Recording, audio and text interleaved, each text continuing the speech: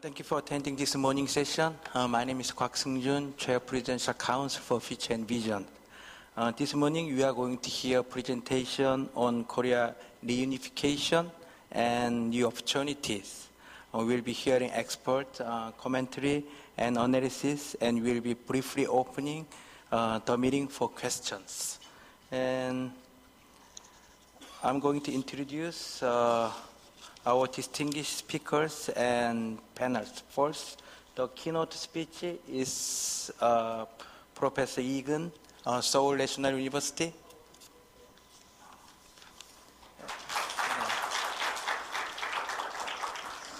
And next panelist, Mark Minton, President of Korea Society.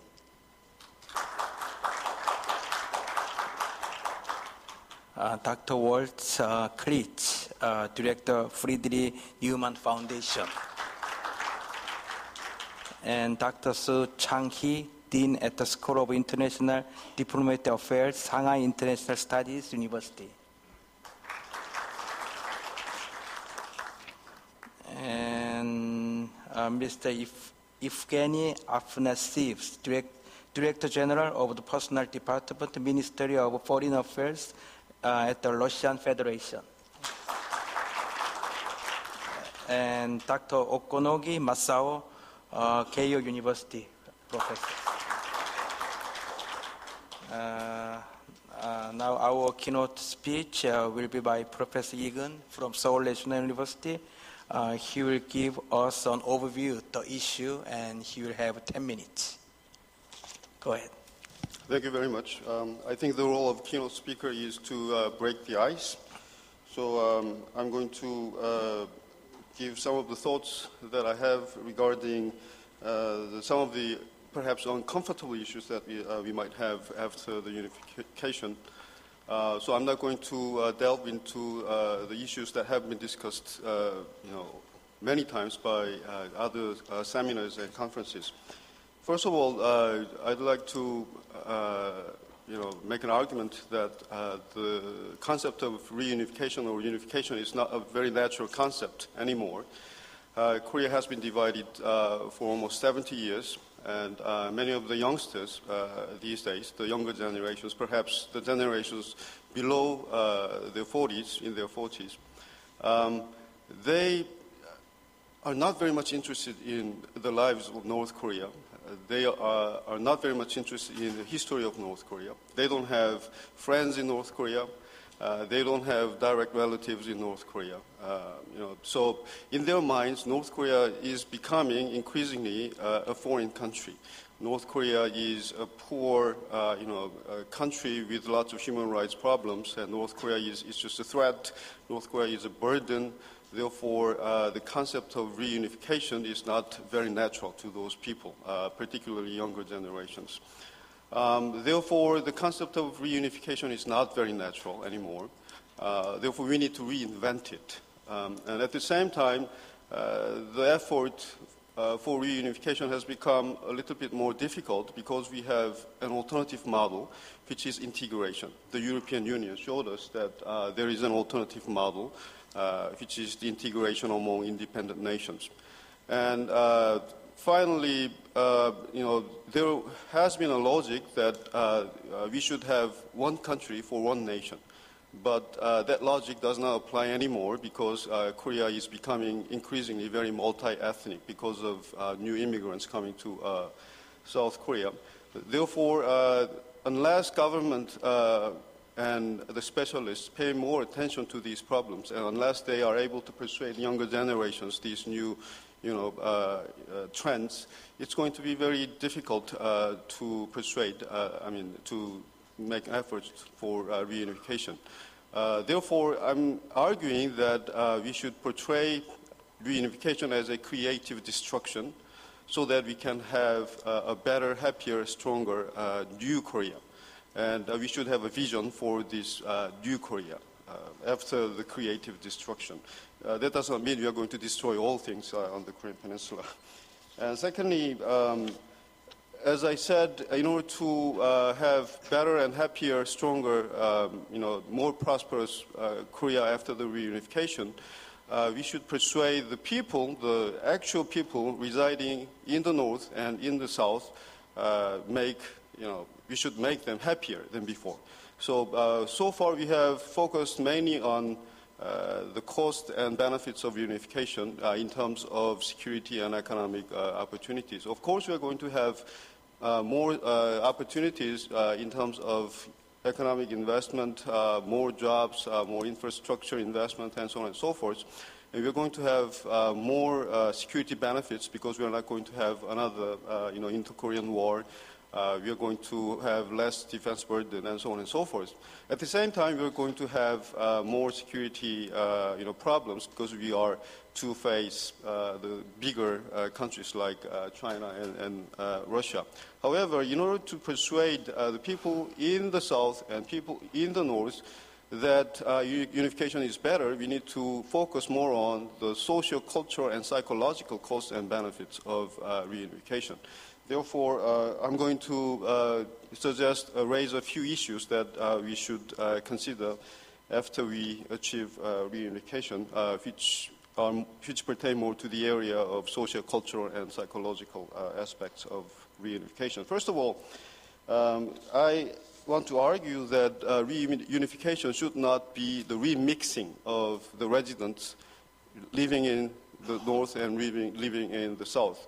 If you are going to, very drastically remix the population, North Korean population and South Korean population, we are going to have various problems, socio-economic, cultural, psychological problems. For example, there might be the problems such as discrimination against North Koreans. There might be social stratification of the people along the north-south divide, and there will be educational mismatch and cultural collide between the north and the south. There will be increased density of population in a few urban cities of the south, and there will be new administrative burdens and confusion and increased crime rate and crowding out of North Korean population and industrial bases. Therefore, we should make North Koreans happier in the north and South Koreans happier in the south, and we should make both North Koreans and South Koreans, understand each other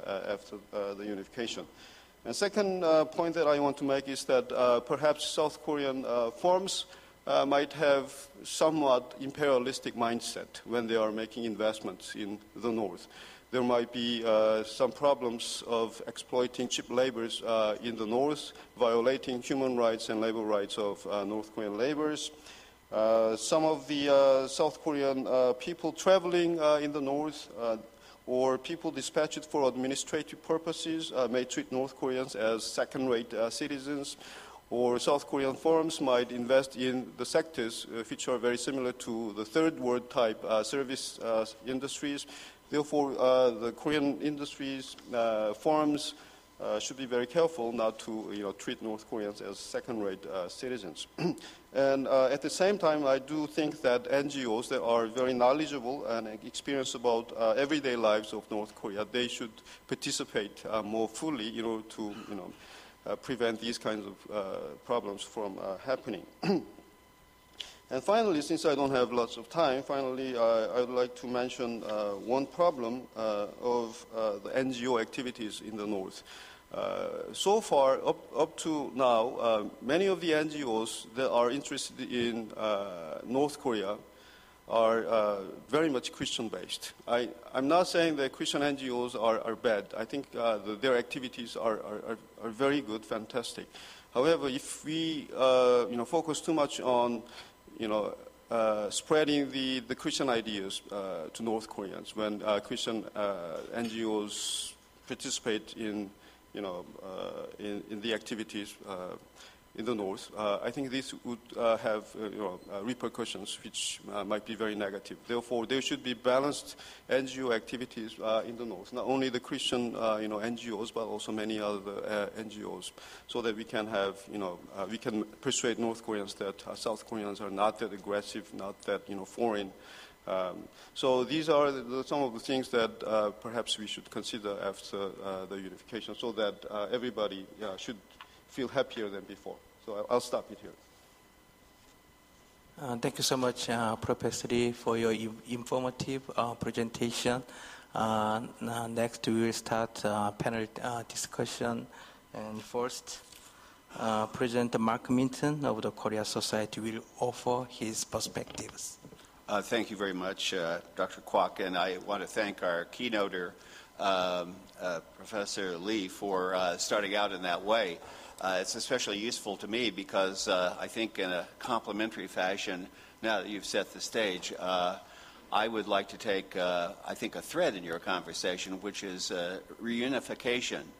Although fraught with difficulties and perhaps distant in its achievement, is nevertheless of extraordinary tactical use as an umbrella that would allow a lot of initiatives to take place, especially North-South initiatives. And in my presentation, I agree completely with that.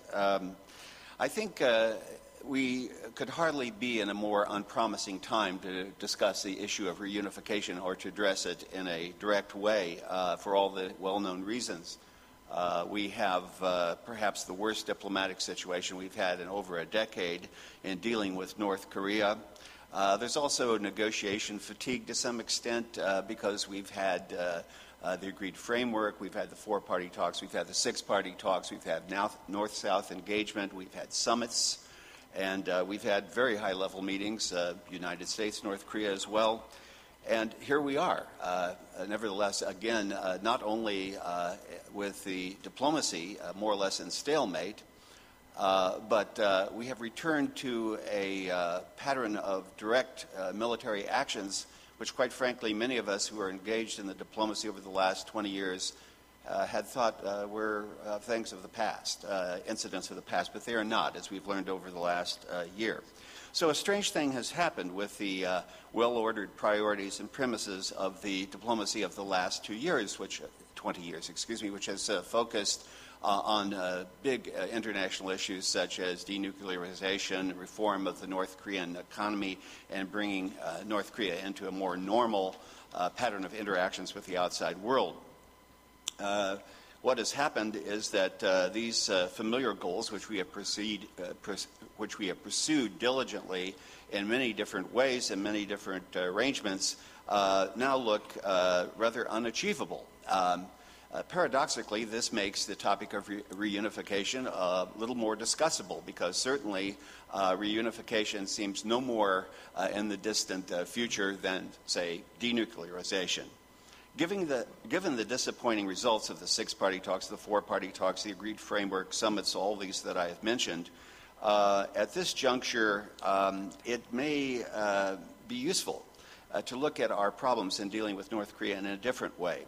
We might turn the assumptions of the last 20 years on their head. That is, it may be time to replace gradualism on the ideal traditional agenda, denuclearization, for instance, with an initiative, even a modest one, addressing the core inter-Korean issues, such as the fundamental separation of the two Koreas, the lack of any public symbol of mutual acknowledgement, and a broken record of communication, as well as the uneven surrounding diplomatic framework. Such an approach also would emphasize the necessity of putting Korean interaction first on the diplomatic agenda, which it has not been for many years. Everyone would agree that when addressing the question of reunification, naturally, North and South would take the lead. Traditionally, the thorniest element of the diplomatic mix has been the problematic relations between North and South. North-South relations have had many phases: outright hostility and conflict, limited humanitarian and economic contact, overambitious symmetry, and engagement within the framework of multilateral diplomacy.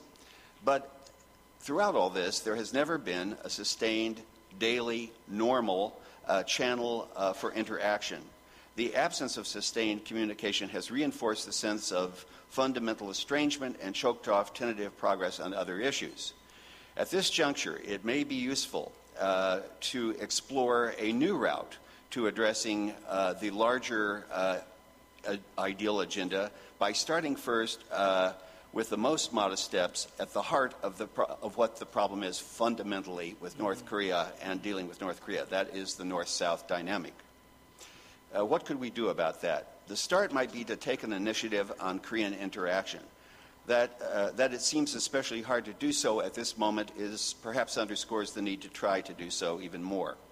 There are many useful formula for doing this, including the diplomatic convenience of institutes, such as the U.S. uses in Taiwan, that do not signify relations between sovereign nations, but do allow almost all other useful official intercourse to take place continuously.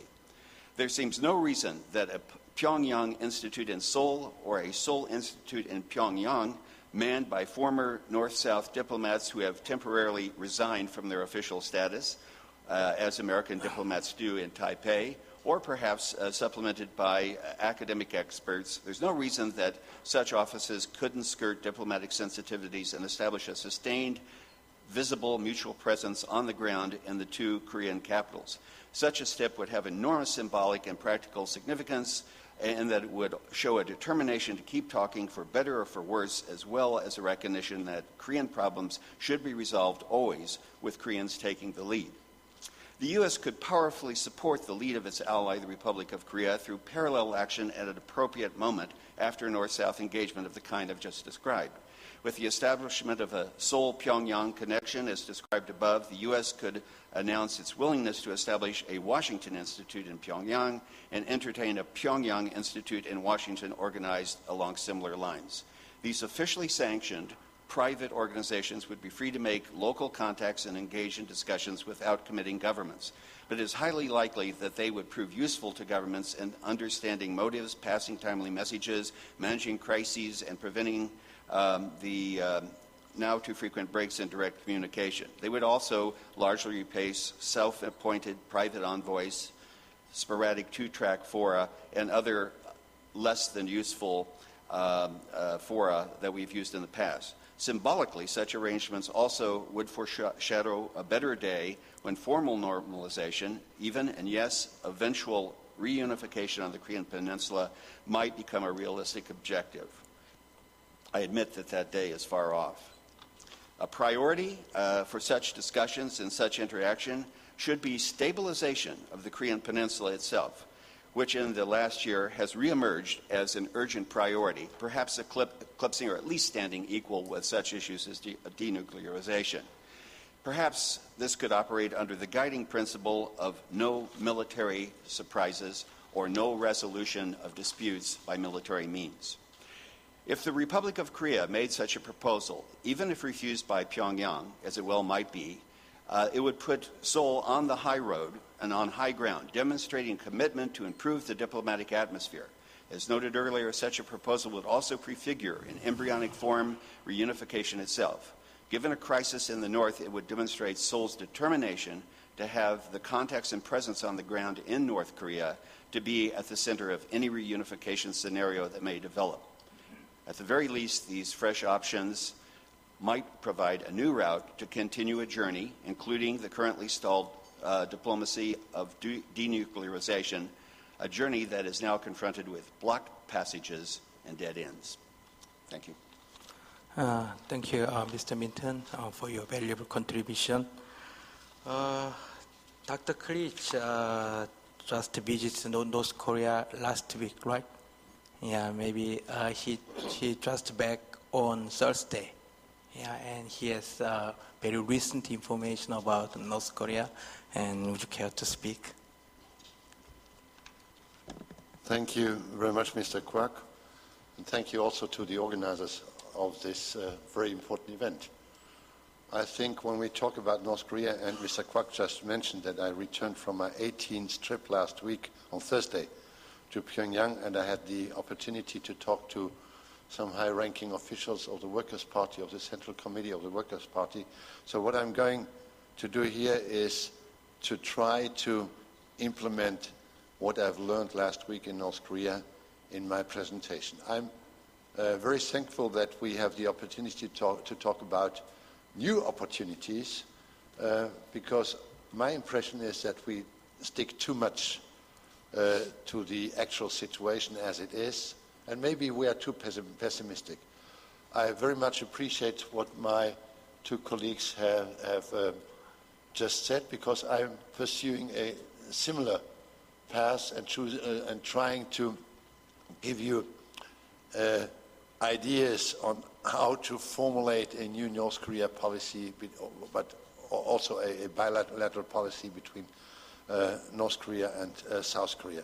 From my point of view, what is needed in order to formulate a new strategy or to come to new opportunities is first of all to speak a plain language and to think out of the box. My impression is that we focus too much on the problems and we don't see the reality of what's going on in North Korea. We don't take this into consideration enough.